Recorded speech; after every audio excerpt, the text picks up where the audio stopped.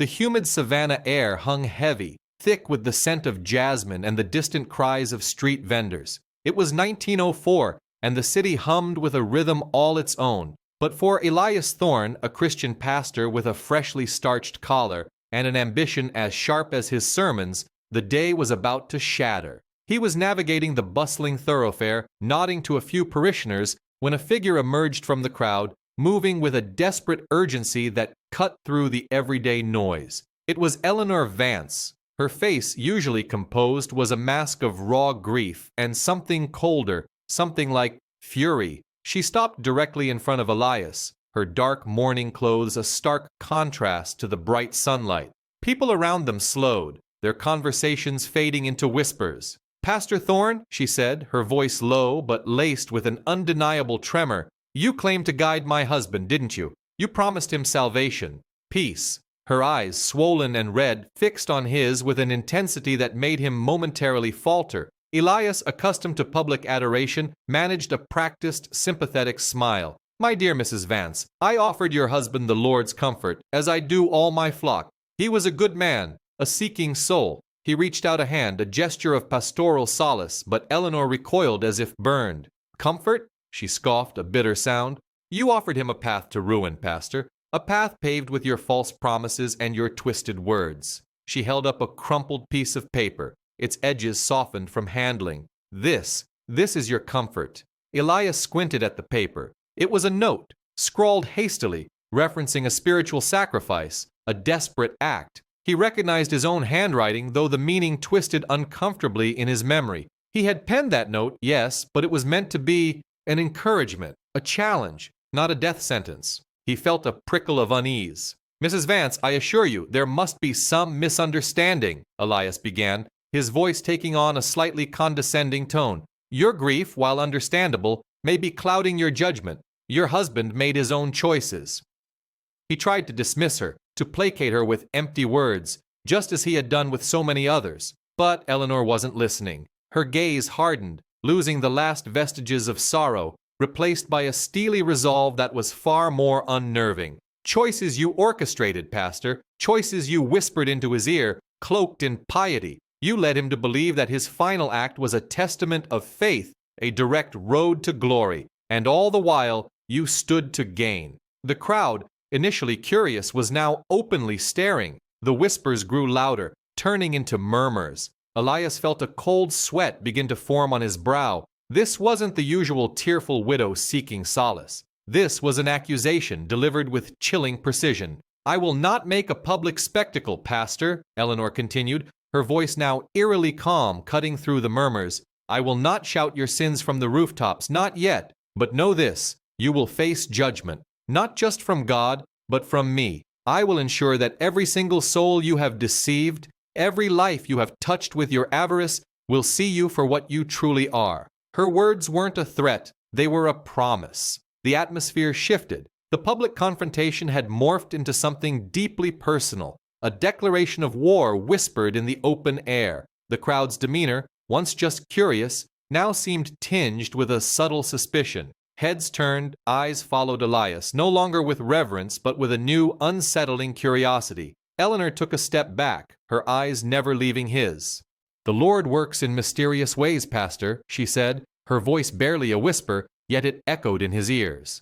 "And so shall I." She turned and melted back into the crowd, leaving Elias Thorne standing alone, the weight of her words pressing down on him. He felt a tremor of fear, a sensation he hadn't known in years. What did she mean? What was she planning? The thought gnawed at him. Before we continue, subscribe to the channel and tell us where you're watching from in the comments. Savannah in 1904 was a city that buzzed with a specific kind of energy. The air was thick and humid, carrying the scent of jasmine and salt from the nearby ocean. It was a place where old money and new ambition often clashed, but always beneath a veneer of southern charm and strict social rules. The community was tight-knit. Everyone knew everyone, or at least knew of them. Reputations were everything, built slowly and shattered quickly. It was into this layered society that Elias Thorne had recently arrived, a man with a sharp mind and an even sharper ambition. Elias wasn't from Savannah.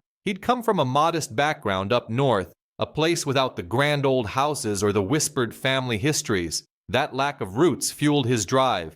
He was charismatic, no doubt about that. His sermons were powerful, his handshake firm, and his smile always ready. He knew how to work a room, how to make people feel seen and understood, even when he barely knew their names. But beneath that polished exterior lay a deep insecurity, a constant need to prove himself, to gain influence, and, yes, to accumulate wealth. He saw Savannah not just as a new congregation, but as a ladder, a way to climb higher than he ever could have dreamed back home. His eyes were always scanning, always calculating, looking for the next opportunity to expand his reach. Eleanor Vance, on the other hand, was Savannah through and through, though not of its highest echelons. She possessed a quiet strength, a resilience forged in the everyday struggles of life.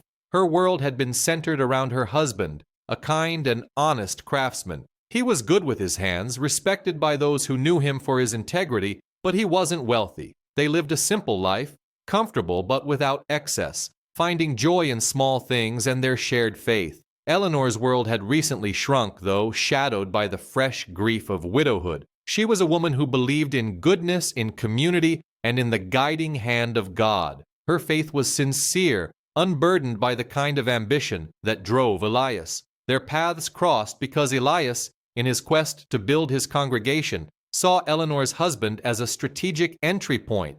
The craftsman, while not rich, was well regarded in his smaller circle, a man whose endorsement could sway others. Elias saw him as a stepping stone, a way to connect with more people, eventually leading to the more affluent members he truly craved. So, Elias approached him, not with a direct pitch, but with an offer of spiritual guidance, promises of deeper faith, and, subtly, hints of prosperity that would follow true devotion.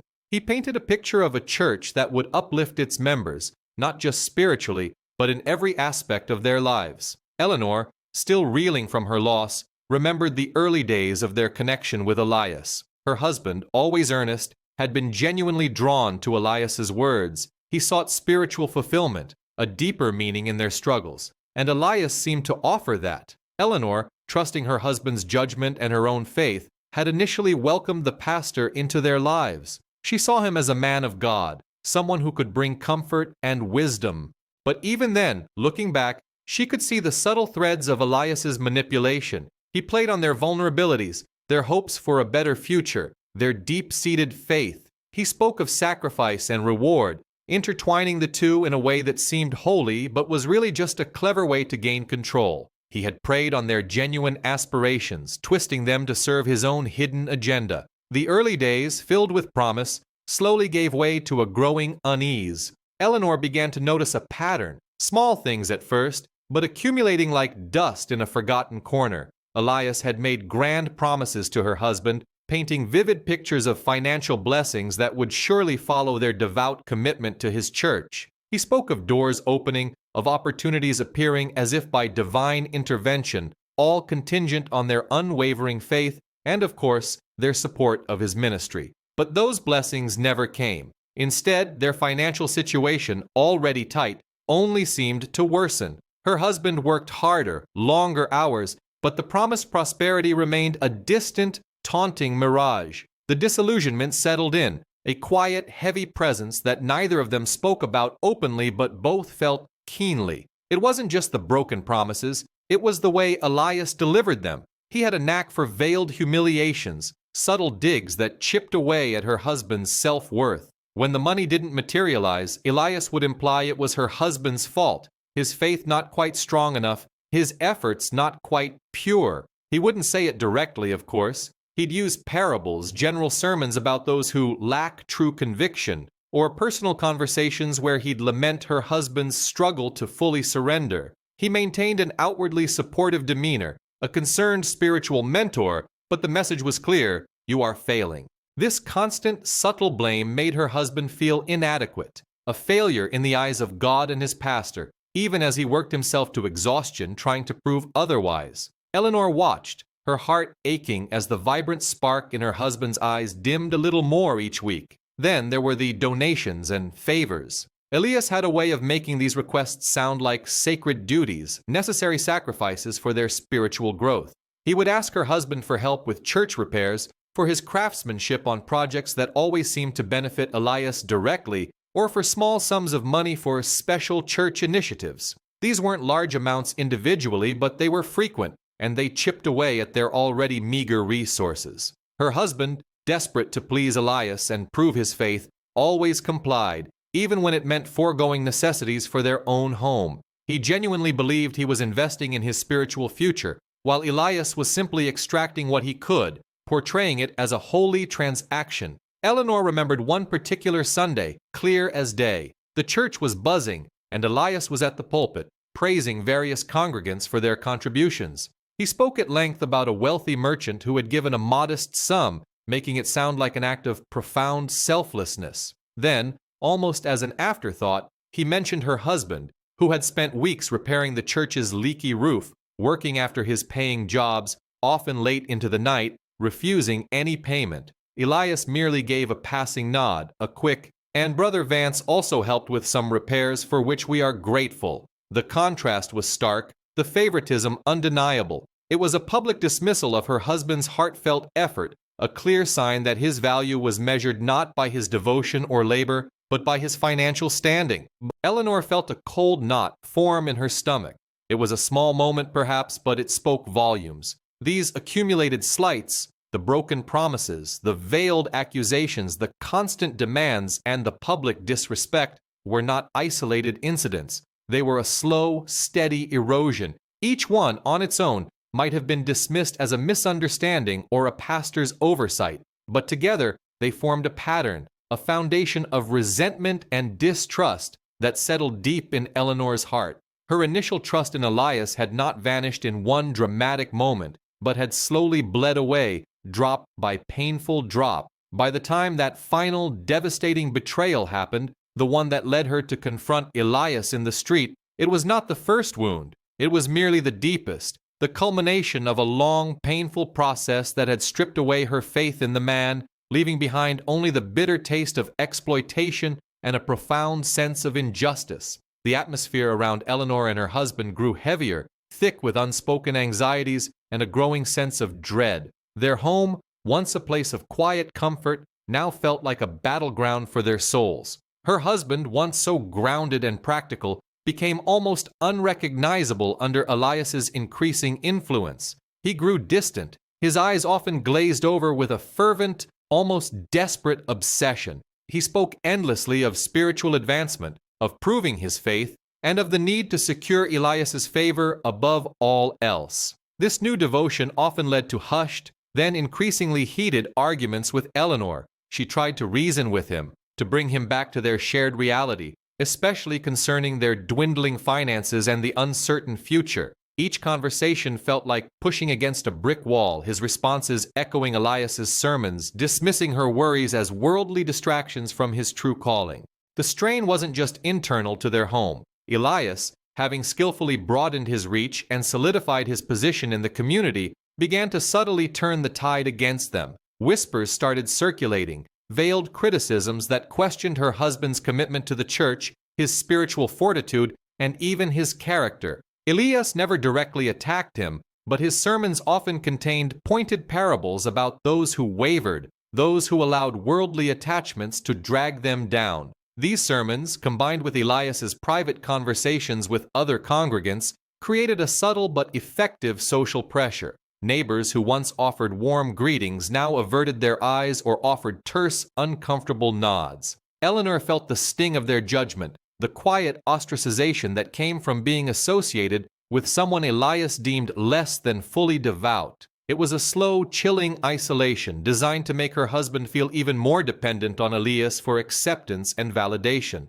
As her husband slipped further into Elias's orbit, the pastor himself became more brazen in his demands and expectations. He no longer bothered with the subtle manipulation of earlier days. He saw Eleanor's husband not as a spiritual seeker, but as a malleable tool, someone whose unwavering loyalty could be leveraged for his own gain. Elias would issue directives, not suggestions, about how her husband should spend his time, his meager earnings, and even his thoughts. When Eleanor, desperate and afraid, tried to intervene to voice her concerns about her husband's declining health and their financial ruin, Elias would dismiss her concerns with a condescending smile. He'd call her Sister Vance, but his tone implied she was anything but. He lectured her about faith, about trusting in God's plan, and about not placing earthly concerns above spiritual ones. He painted her worries as a lack of faith, a spiritual weakness that threatened her husband's progress. Her attempts to protect her husband only seemed to push him deeper into Elias's control,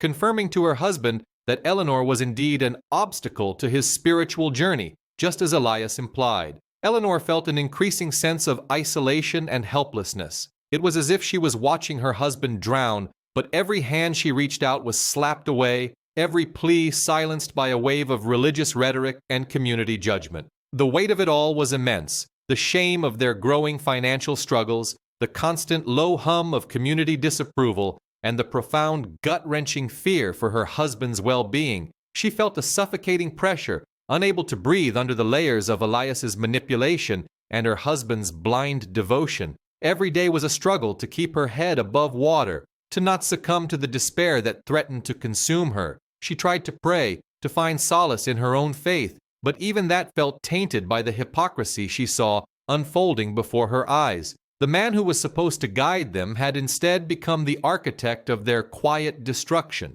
This wasn't just about money. It was about her husband's spirit, his identity, and their shared life, all being slowly, systematically dismantled by a man who claimed to speak for God. The suffocating pressure eventually reached a breaking point, not with a sudden explosion, but with a quiet, devastating discovery. One humid afternoon, while tidying her husband's study, a room that had become his sanctuary and, she now realized, his prison, Eleanor found it, tucked away beneath a stack of sermons Elias had given him, almost as if hidden in plain sight, was a letter. It wasn't a formal document, but a handwritten note, the elegant looping script instantly recognizable as Elias's. Her heart hammered against her ribs as she unfolded the brittle paper, a cold dread washing over her, even before her eyes scanned the words. The letter was a masterpiece of manipulation, disguised as spiritual counsel. Elias had written to her husband, praising his devotion, his commitment to the Lord, and then, slowly, meticulously, he built to his ultimate demand. He spoke of a final sacrifice, a testament of faith that would ensure her husband's eternal salvation and secure his place in God's favor. This sacrifice, he wrote, involved a significant financial offering, practically everything they had left, to be presented to the church as a demonstration of absolute trust. He even specified how it should be done, detailing a desperate, final act that would leave Eleanor destitute, utterly alone. The words were laced with promises of divine reward, of a spiritual glory that transcended earthly concerns, all designed to push a man already on the brink over the edge. But what truly twisted the knife in Eleanor's heart were the disparaging remarks about her. Elias had painted her as a worldly obstacle, a woman lacking true faith, whose earthly concerns and practical worries were holding her husband back from his spiritual ascent. He had dismissed her love, her loyalty, and her very existence as a hindrance to her husband's divine path. He called her a burden to his righteous journey, a distraction from his higher calling. These were not just veiled criticisms. They were direct, cruel words intended to isolate her husband further, to make him believe that cutting ties with Eleanor, even in this ultimate act, was a necessary step towards salvation. The full extent of Elias's cold calculation, his true predatory nature, hit Eleanor with the force of a physical blow. This wasn't just about money or influence. It was about the psychological destruction of a man, orchestrated by a supposed spiritual guide. The letter confirmed his direct culpability, his evil intent. It laid bare the truth. Elias had not been guiding her husband. He had been preying on him, systematically dismantling his will and his life for his own selfish gain. The grief she felt for her husband, already immense, now mingled with a burning, righteous rage. This was not a man of God. He was a wolf in sheep's clothing, and he had destroyed her life.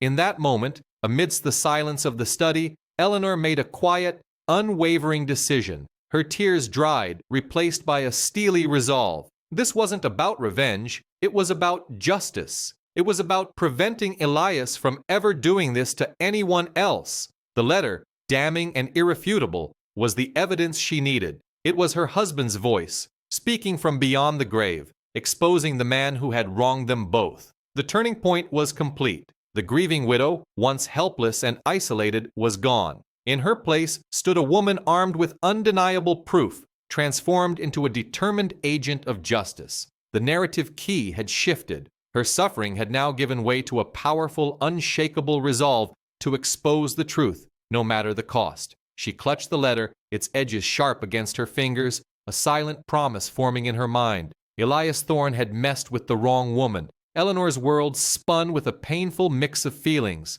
The letter burned in her hand, a physical manifestation of her grief, her anger, and a growing fear. Grief for her husband, who had been so cruelly manipulated, anger at Elias, whose pious mask had hidden such a dark heart, and fear, a cold knot in her stomach, of what she was about to do.